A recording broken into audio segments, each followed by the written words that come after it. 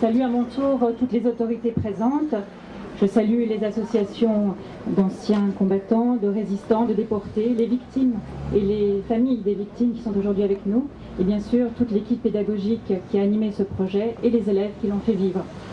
Mesdames et messieurs, c'est pour moi un honneur et un grand moment d'émotion que de participer avec vous à cette belle cérémonie. Je dois tout d'abord vous transmettre les regrets de Monsieur le Préfet, qui doit aujourd'hui accompagner Monsieur Barnier, ministre de l'Agriculture, qui est en visite à Tours. Monsieur le Préfet m'a chargé également de vous transmettre toutes ses félicitations pour la réalisation de ce projet, pour la persévérance dont vous avez fait preuve et pour le devoir de mémoire que vous avez cherché à faire vivre aujourd'hui. Cette cérémonie témoigne l'effort constant, vigilant, actif et attentif de toutes les autorités, de toutes les institutions de la République à ce devoir de mémoire, leur respect et leur reconnaissance, leur respect envers les familles et les victimes et leur reconnaissance envers ceux qui, au péril de leur vie, ont essayé de les sauver. Entre 1940 et 1944, ce sont en effet toutes les valeurs cardinales de notre République qui ont été trahies, mais c'est aussi une tradition d'accueil et d'asile qui a été bafouée. Les Juifs de France furent en effet totalement stupéfaits par cet antisémitisme d'État, de voir leur pays, qui était l'un des premiers en Europe en 1791 à leur accorder des droits, à leur accorder pleinement le statut de citoyen, les voir tout à coup les pourchasser, leur imposer l'ignominie de l'étoile jaune, puis ensuite celle de la déportation. Les Juifs de France aimaient leur pays. Ils se sont battus pour lui en 1914 et en 1939. Il ne faut pas cesser de le rappeler. Et nombre des 70 000 Juifs qui moururent, qui furent déportés en France, étaient venus en France en 1920 ou dans les années 30 pour fuir les pogroms des pays de l'Est. C'est donc bien toute une tradition, tout un ensemble de valeurs que nous avons trahies à cette époque-là. Alors cette période fut marquée par des ténèbres, elle fut également marquée par la lumière, et nous ne pouvons pas aujourd'hui oublier de saluer la mémoire de ceux qu'on a appelés les justes, de ces hommes et de ces femmes qui ont, au péril de leur vie, cherché à sauver les Juifs de France.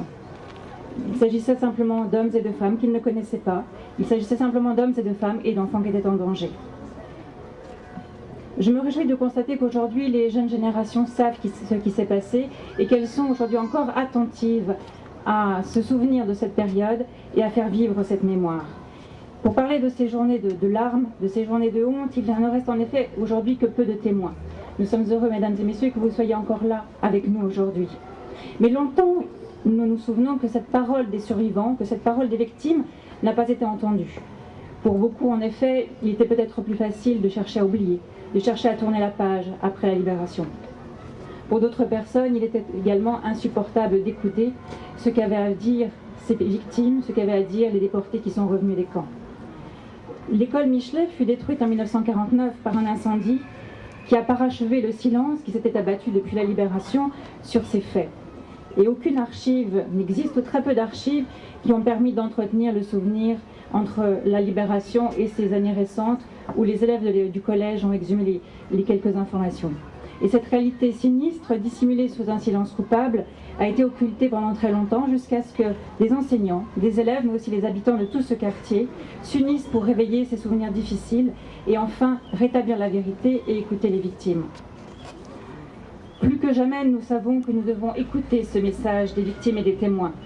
Le combat contre la tolérance et la fraternité, contre l'antisémitisme, les discriminations, le racisme, est un combat qui est toujours à recommencer. Si l'antisémitisme s'est déchaîné dans les années 1930 et 1940, c'est faute d'avoir été condamné avec la fermeté nécessaire à cette époque. C'est parce qu'en quelque sorte, il a été toléré comme une opinion parmi les autres. Aujourd'hui, à nouveau, alors que les victimes et les témoins ne sont plus là pour très longtemps, malheureusement, certains pensent qu'il serait temps d'oublier. D'autres nient la réalité des camps, vont jusqu'à nier la réalité des massacres et du génocide. Mais rappeler ce qui se passa pendant cette période de notre histoire, ce n'est pas chercher à susciter un sentiment de honte nationale, ni entretenir des divisions stériles. C'est simplement, dans l'esprit de chacun de nos compatriotes, rappeler que contre la lâcheté, contre l'indifférence, il n'existe pas d'autre recours que la mémoire sans cesse ravivée et l'attention constamment alertée. Nous ne pouvons plus aujourd'hui plaider l'ignorance. Ce passé est là, qui nous oblige à être responsables et agir comme tel. Cette vigilance doit s'exercer chaque jour dans notre pays, mais aussi sur la scène internationale.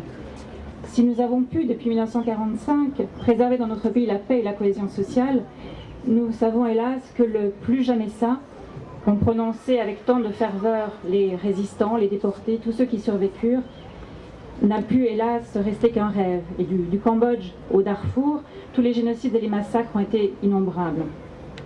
Cette vigilance doit donc s'exercer chaque jour. Elle doit être conduite dans notre action nationale mais aussi internationale, car notre histoire nous donne à nous en tant que Français mais aussi en tant qu'Européens une responsabilité particulière. Je souhaiterais pour conclure féliciter à mon tour l'équipe pédagogique et tous les élèves qui ont participé à ce beau projet et citer une grande résistante décédée il y a peu, Geneviève Antonios de Gaulle, qui nous rappelait que résister ce n'est pas du passé, c'est refuser encore et toujours l'inacceptable.